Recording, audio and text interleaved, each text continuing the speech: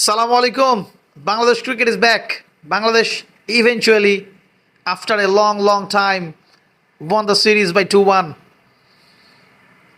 আজকে বাংলাদেশ যা খেললো আউটস্ট্যান্ডিং, শ্রীলঙ্কাকে কমপ্লিটলি ডিস্ট্রয় করে দিয়েছে। 132 রান করেছে মাত্র শ্রীলঙ্কা পিস ওভার ব্যাটিং করে, যেখানে আমাদের শাক মেহেদি, আমরা যাকে শাক মেহেদি বলি, তিনি 4 ওভার বোলিং করে 11 রান দিয়ে 4টি wicket. Magnificent bowling display, spin bowling এবং ব্যাটিংয়ে বাংলাদেশ 8 উইকেটে ম্যাচটি জিতে নিয়েছে। তানজিদ হাসান তামিম, আমাদের ছোট তামিম, আমাদের গ্রেটেস্ট ওপেনার তামিম ইকবালের পরে আমরা আরেকটি তামিমকে পেয়েছি, ছোট তামিম। তো ছোট তামিমকে নিয়ে আপনি যদি অ্যানালিটিক্যাল ভিউ থেকে দেখেন, তার কিন্তু হিটিং অ্যাবিলিটি আউটস্ট্যান্ডিং। বাংলাদেশের একমাত্র ব্যাটসম্যান যে ক্লিন হিটার, এবং লাস্ট কিছুদিন ধরে সে কিন্তু সে পারসিস্টেন্টলি রান করতেই আছে এবং সে অসাধারণ ব্যাটিং করছে।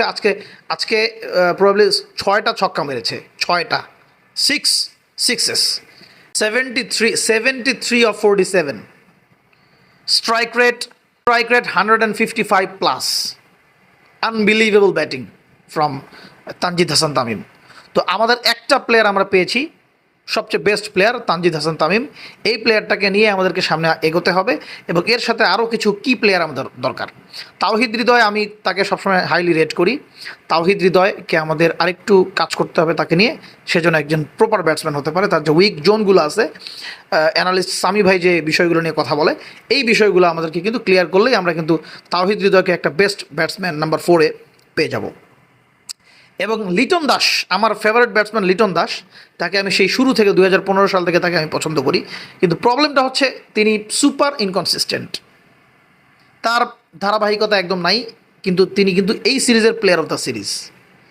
তো তাকে আমরা নেক্সটে আরও ভালো দেখতে চাই, আমাদের লিটন দাসকে। কিন্তু সমস্যা হচ্ছে এই লিটন দাসের এই ক্লাসিক্যাল অ্যাস্থেটিক ব্যাটিং আমরা কিন্তু বেশিক্ষণ দেখতে পারি না, তিনি কিছুক্ষণের মধ্যে আউট হয়ে যান। এই সিরিজে তিনি অসাধারণ ব্যাটিং করেছেন, আমরা চাই তিনি ওডিআইতেও এবং টেস্টেও এই ধারাবাহিকতা বজায় রাখুন। তো Bangladesh cricket after a long time আমাদেরকে একটা আনন্দ দিল, সিরিজ উইন এগেইনস্ট শ্রীলঙ্কা। এবং বাংলাদেশের বেস্ট অপোনেন্ট কিন্তু এখন শ্রীলঙ্কাকে যদি আমরা হারাই, অস্ট্রেলিয়া ইংল্যান্ডকে হারাইলে যেমন মজা পায়, আমরা কিন্তু শ্রীলঙ্কাকে হারাইলে সেই মজাটাই পাই।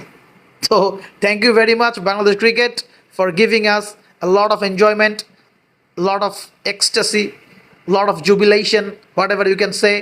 So we are just enjoying and we are celebrating our country winning the series against Sri Lanka.